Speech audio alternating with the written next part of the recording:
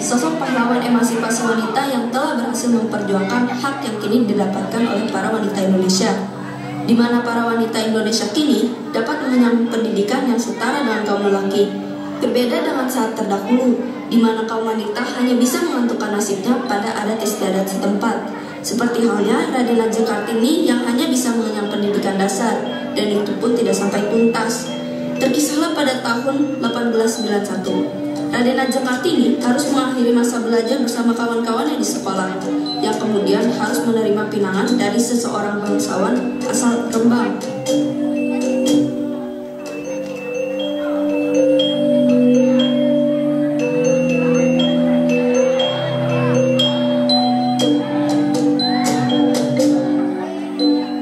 Mbak, pegel kakiku mbak. Udahlah, tahan aja. Berapa lama lagi kita harus seperti ini? Sudahlah, mengeluh tak bakal merubah situasi. Kata ibu kalian boleh istirahat. Akhirnya, kenapa nggak dari tadi sih? Cukup ucapan Kardina. Yo, maaf. Apakah ada masalah, Mas? Bukan apa-apa, kamu gak usah khawatir. Kalian makan saja dulu, Mbak Du sudah memasakkan kalian.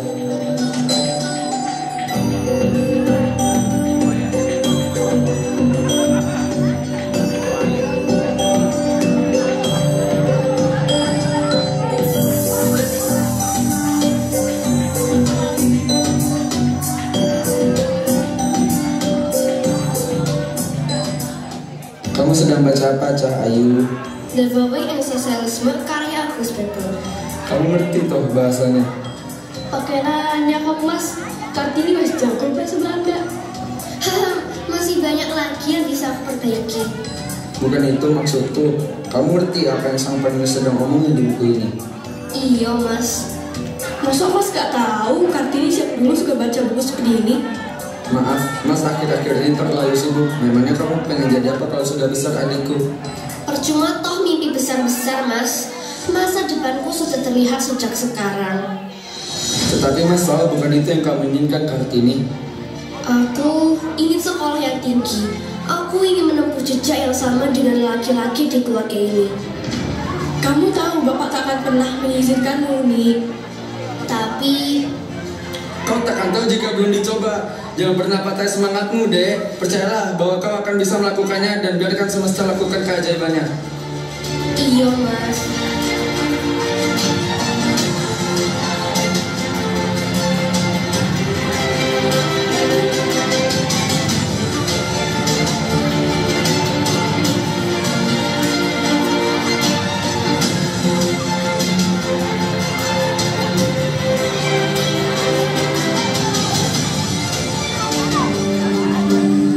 Kartini seperti memiliki lampu di dalam dirinya yang baru saja dihidupkan. Semangatnya yang telah diambang kerusakan terhubung erat kembali setelah mendengar perkataan kakak laki-lakinya, Raden Mas Panji Sosrokartono. Pada suatu hari yang amat cerah, Kartini diam-diam menyelinap ke perpustakaan pribadi milik ayahnya. Perpustakaan ini hanya terbuka untuk kakak laki-lakinya. Sudah jelas bahwa ini bukan tempat untuk seorang wanita sepertinya. Modern Raven, Hilda von Slembek, Mini Breven. Ternyata Bapak memiliki koleksi buku seperti ini toh. Tidak disangka, haha.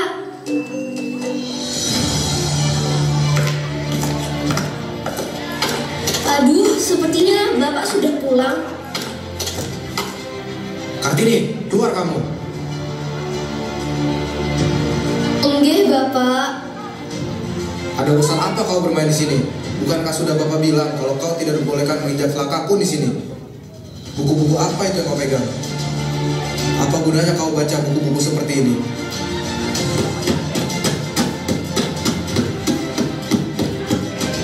Bapak, sudah Pak.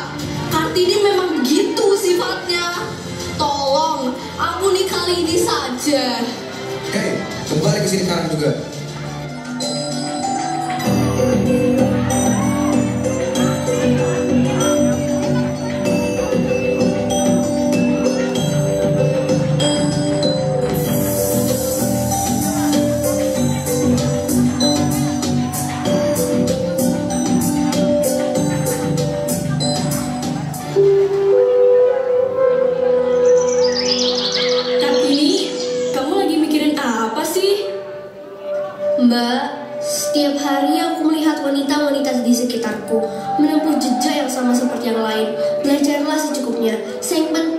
bisa menulis dan membaca, lalu dinikahkan ke laki-laki di usia yang amat dini. Lihatlah Bapak, ia memaksakan kita untuk seperti itu juga. Memang sudah seharusnya nih, semua nasib wanita di tanah Jawa ini begitu. Tak pantas bagi kita buat menempuh pendidikan yang lebih tinggi. Hanya laki-laki yang bisa seperti itu. Benar toh nih, bahwa kita bisa belajar membaca dan menulis saja, itu adalah anugerah dari Tuhan. Tak mungkin kita mengharapkan yang lebih. Tidak, saya setuju dengan Mbak. Wong laki-laki wae iso, ngapa kita ora iso? Sing bedake kita dengan laki-laki hanyalah jenis kelamin. Otak kita, hati kita sama saja. Aduh, lihat kan, pengaruh kamu sudah sampai ke adikmu. Jangan ada pemikiran aneh ke adikmu yang masih muda. Kasihan dia. Pemikiranku tidak aneh. Kalian tidak semangat karena kalian belum pernah merasakan keinginan yang amat besar untuk meraih ilmu yang terbentang luas di luar sana. Sudahlah Candana, kamu tidak akan bisa merubah pikirannya. Kartini memang keras kepala. Nggih, sudahlah Nur, ayo kita pergi. Matahari sudah mulai turun. Wes, Kartini, Kardina, kita pulang dulu ya. Iya Nur, hati-hati di jalan.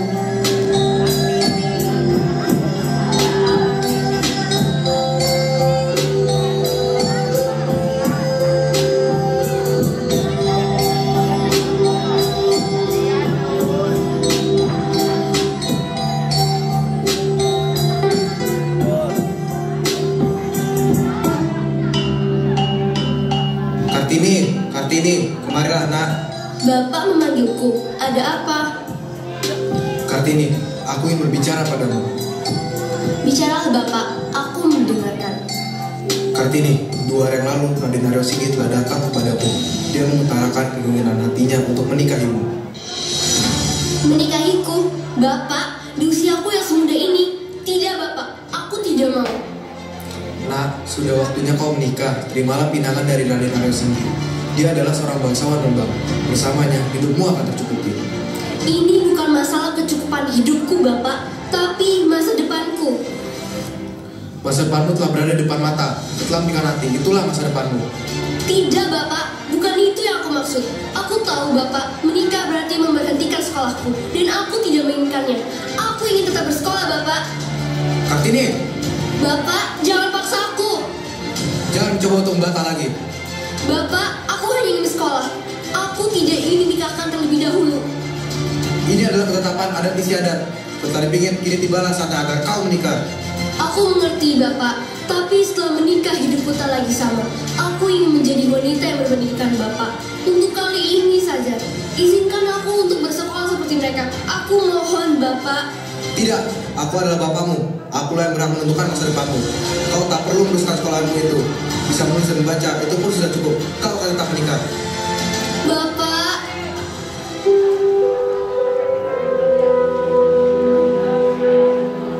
apakah semua wanita harus sepertiku? Hanya diperbolehkan untuk mengenyam pendidikan dasar dan kemudian harus dinikahkan.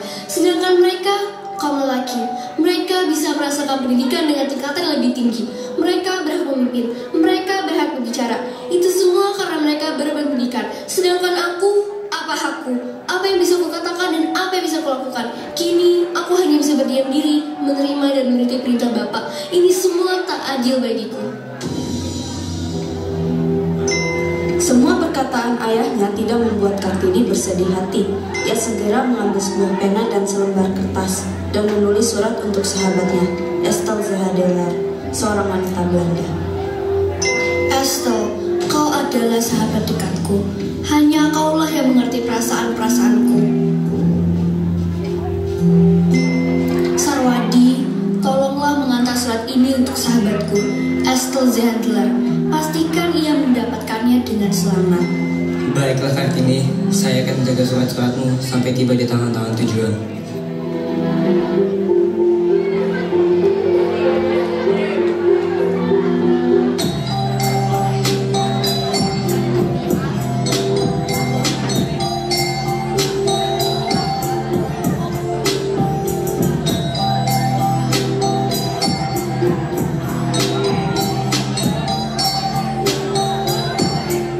Kepada sahabatku, Estel Zehadeler, bahasa mana sebenarnya? Meski mengutarakan getaran jiwa setepat-tepatnya. Bahasa semacam itu tidak ada. Hanya ada bahasa yang ajaib, yang tak terucapkan, yang tak terwujud kata-kata maupun lembah huruf, tetapi artinya dapat dipahami oleh siapapun yang memiliki perasaan. Bahasa yang demikian itu adalah bahasa mata yang suci bersih, cermin jiwa yang cerah. Saya sangat sayang pada kaum mengapa. Saya menaruh hati pada nasibnya, karena dia tidak dihargai dan ditindas, seperti yang masih terdapat pada banyak negeri dalam abad yang terang ini. Tertanda Kartini. Estelle, Kartini? apa kau bersama Stella dan Vanko? Mana mereka? Mereka tak bersamaku, Kartini. Mengapa? Apa mereka sakit? Atau mereka pergi bersama? Tidak, Kartini. Perlu kau mengerti. Stella, Vankol, dan juga diriku akan pergi ke Belanda. Kami akan memulai pendidikan yang lebih tinggi di sana.